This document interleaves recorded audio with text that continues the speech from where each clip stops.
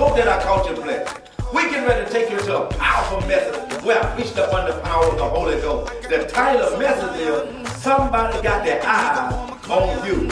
You know when you get saved, somebody might want to be just like you. And they're watching your walk. They're watching your talk. I tell you what you do. Check this out, and I'll be right back.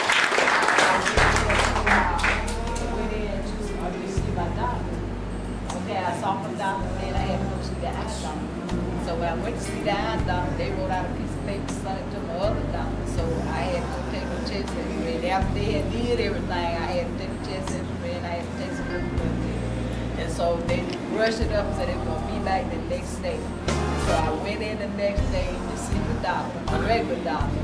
So he checked everything. He said, okay, you got this bill, you got the clearance for your eyes and everything. I said, but did you check my x-ray? He said, yes, ma'am. He said, well, we did everything. Everything is fine. First, everything was all, and we went on fast. And I've been crying out, Lord, whatever way you do it. She said, Pastor, I'll be going back to my doctor. She told me the time. And I told her, I said, everything gonna be all right.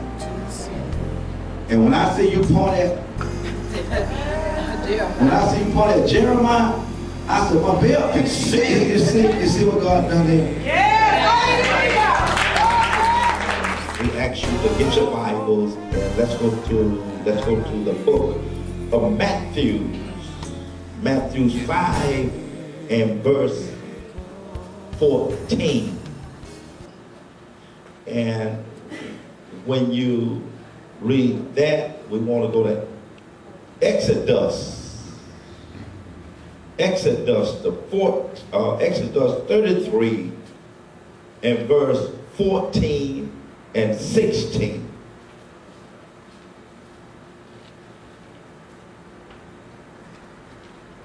And I really love this scripture, Romans 12 and 1.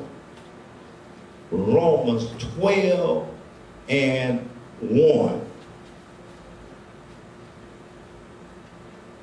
You got it, say amen.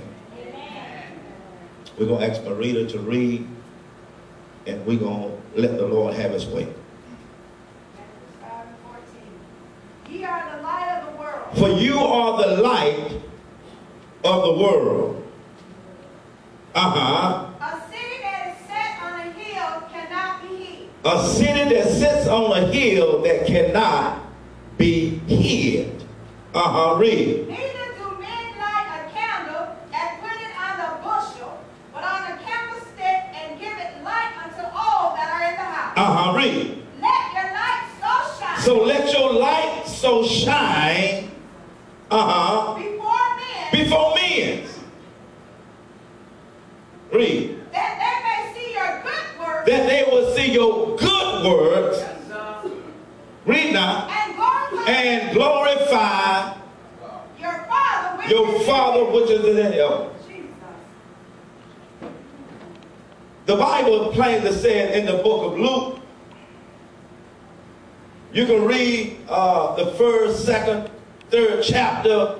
It was talking about the prophets before Jesus' time.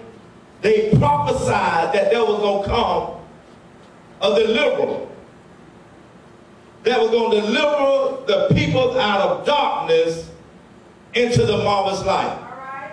All right. We now are the light of the world. If I would lose for a subject or a theme, and many of you know what my theme is. Can somebody remember the theme? Somebody got their eyes on you. Because when you confess that you are saved, automatic people look at you. They look at you not to just be looking, but they look for mistakes. When Jesus came on the scene, the Pharisees and the Sadducees followed him, trying to trap him. The Bible said that there was some that came to the disciples and said, well, why is Jesus among the sinners? Right. In other words, if he's supposed to be this light, if he's supposed to be the Messiah, why is he with the sinner people? Drinking out the cup with the sinner people. And Jesus discerned their thoughts and was letting them know that I didn't come for the well, but I come for them that are sick. In other words, I didn't come for them that's already saved. I come for them that need to be saved. Can I preach in this house here? I don't know about you, but I want to live a life where when people look at me, they don't see me, they see Christ that's living inside of me. I don't know about you. Can I have church in here? Because on your job, if you say that you're a missionary, on your job, if you say you're a deacon, or you say you're a preacher, or you say you're a lay member, on the job, people are looking at you for the subtitle that you said you are. And when they see you carrying on, it's stuff that you have no business being in. You never know who's looking at you. They might be in the shadows and ain't saying anything. When I got saved, I just didn't get saved for myself, but I got saved for other people, because there are some people that are looking at this life and say, if God delivered him off of alcohol, God can deliver me off of alcohol.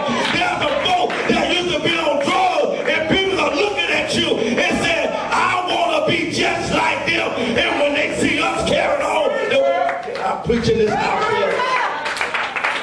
Woo, I feel the Holy Ghost in my heart.